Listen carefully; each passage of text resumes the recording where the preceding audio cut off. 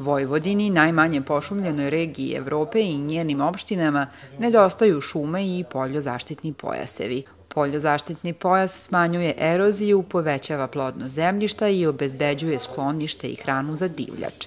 Degradacija erozijom vetra uzrokuje to da na oko 80% poljoprivrednog zemljišta u Vojvodini je prosječan gubitak zemljišta godišnje skoro tona po hektaru. O važnosti podizanja poljozaštitnih pojaseva razgovarali smo sa Markom Đapićem, inženjerom šumarstva. Činjenica jeste da je Vojvodina nekad bila pošumljenija nego što je to danas, pogotovo recimo na zapadu Bačke, gde je nekada tekao jedan vodotok koji se zove Mostonga, to je zvao se, i danas postoje neki ostaci koji su kanalisani, da ne širimo sada puno temu, ali tamo su recimo bili su kompleksi šuma, što može da se vidi na vojnim premerima koji su rađeni u 17. 18. veku, tako da je šuma bilo više. Međutim, recimo konkretno ovo je naše područje ovde gde se mi trenutno nalazimo, dakle ovaj deo Bačke, i u ranijim periodima nije bio, da tako kažem, mnogo više pošumljeno nego sada. Bilo je mnogo više šume u dolinama reka, dakle uz reku Tisu pa uz Čik. Znači, jednostavno te su se reke više razlivale nego sada. Međutim, kada su podignuti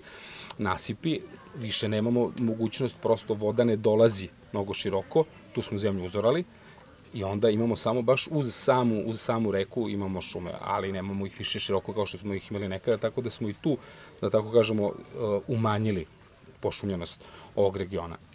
I sada kada razgovaramo o, da kažemo, kompletnoj toj slici kako izgleda danas Vojvodina, moramo da malo pričamo o vetru, jer mi smo ravni, nemamo, da kažemo, baš nekih brežuljaka, nemamo puno šuma, i vetar proizvodi jako veliku eroziju. Znači, preko 80% površine Vojvodine je ugroženo erozijom vetrom ili eolskom erozijom, i to od umereno do jako ugroženo.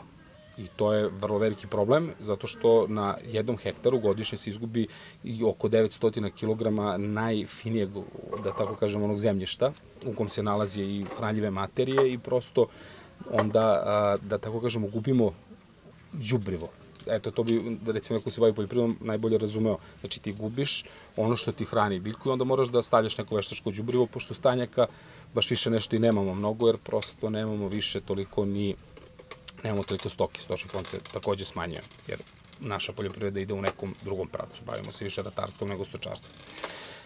I sada ta erozija vetrom je, da kažemo, jedan veliki problem, jer ona svojim radom, vetar, podiže čestice sa površine zemlje, i među tim česticama nije samo zemlja, nego tu se nalazi razni pesticidi, raznorazni elementi koji se bacaju u zemlju, čak i neko smeće, teški metali, i to se prenosi vetrom, i to dolazi u naša naselja. I tako mi sad ovde dok sedimo leteće ćerlija, nama izgleda to sve lepo, međutim mi udišemo to što dolazi, da kažemo, ovde u naselja, a naselja su po prirodi, kako vetar radi, klopke. Znači, naselje ipak ima neko uzvišenje, vetar dođe ovde do nas, uspori, i sve to što nosi, više vetar nema tu snagu da može da ga nosi, to pada dole. Tako da se to zagađenje na kraju akumulira upravo u naseljima i na vodenim površinama, kanalima, jezerima, rekama, i dolazi do njihovog zasipanja, što opet druga vrsta problema, to izaziva opet, da kažemo, i neke finansijske probleme, organizacione, i da opet nešamo se temu na tu stranu, jer stvarno problema ima jako mnogo.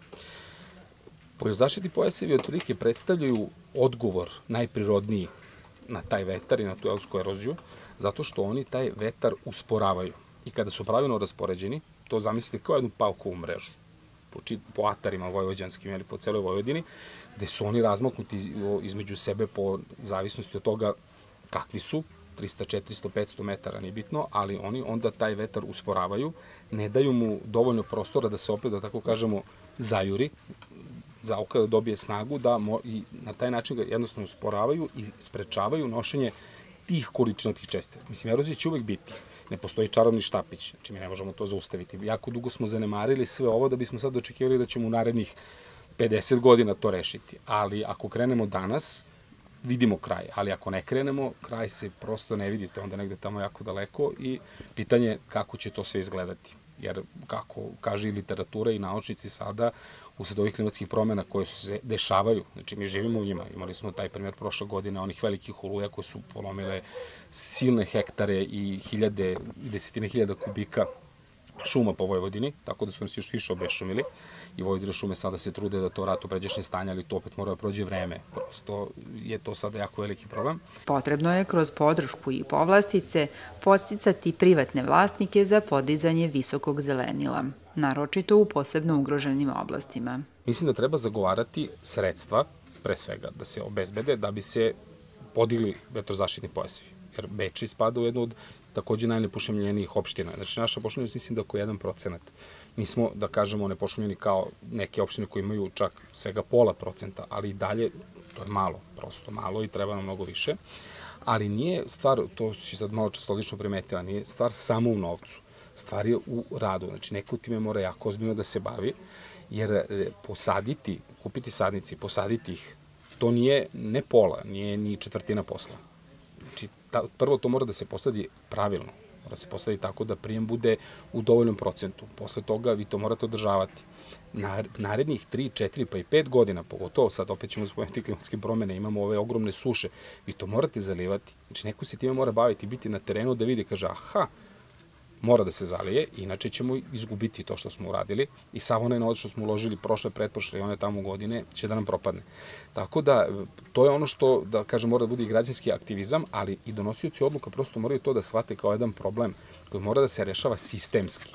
Jer to tako stihijski, to što smo znači ljudi su se skupili, imaju želju nešto da urade, ali taj elan koji je divan, ja ga jako podržavam, se jako lako izgubi.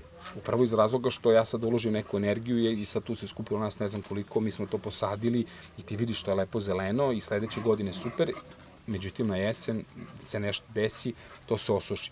I nije samo suša problem, problem su i štetočine, problem je izbor vrsta, znači, dakle, mora jedan kompletan tretman u narednih nekoliko godina nakon podizanja tih poljozaštitnih pojaseva da se, znači, to mora da prati jedno drugo. I to je ozbiljna stvar, to uopšte niti je jeftino, treba ozbiljan broj ljudi i to stručnih ljudi, a mi to i možda nemamo, možda možemo da imamo, ali ne prepoznajemo. Sad to su opet sve problemi i logistički i organizacioni, kakvi god koji moraju da se rešavaju. I opet, kao što sam malo čas rekao, ako ne počnemo danas, ne vidim gde je kraj. Ako počnemo danas, kraj se onda nazira, ali i to je opet to, stalno mora da se preispitujemo, stalno mora da se zna šta se uradilo, da se bude konkretno, jer ako se nešto uradi i ostane samo na papiru, mi smo to uradili, pa ne znam, ne, to onda ipak nije rešenje.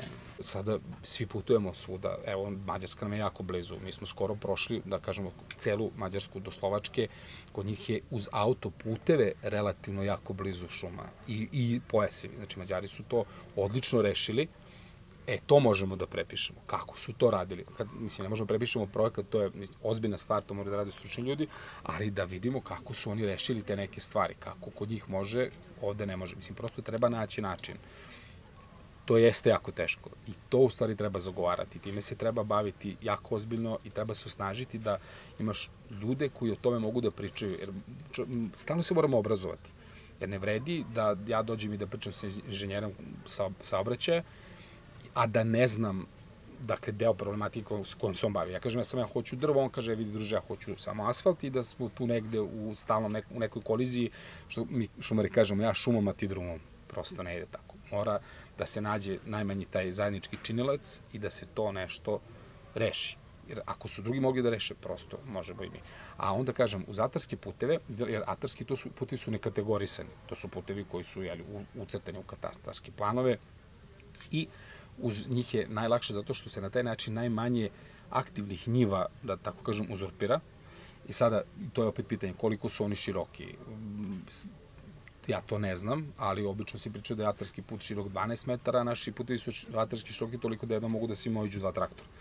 Ako je to tako, znači onda mora da se ta širina vidi kolika je, pa onda umesto da neko ore, treba posaditi to drveće, treba napraviti čitav sistem kako da se to održi, da ga neko namerno ne polomi, slučajno upali, kako god.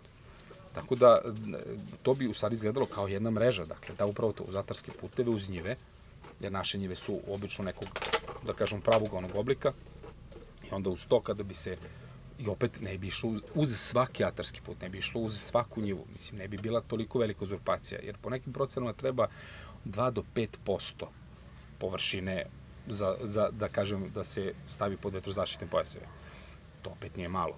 kada mi pogledamo koliko recimo neka sredina 4%, koliko je to od ukupne površine naših hatara, to mu dođe prilično velika površina i sad pitanje je naravno ko će tu zemlju da se opravda. Međutim, opet kažem, kao što smo pričali malo čas, nekim subvencijama kojima na svojoj njivi tako nešto treba da bude oslobođen poreza, da mu se plati za proizvodnju kiseonika, jer to treba proizvoditi kiseonik, da mu se plati za prečišćavanje vazduha. To su sve stvari koje mogu da se izraze kroz novac i to se radi na zapadu.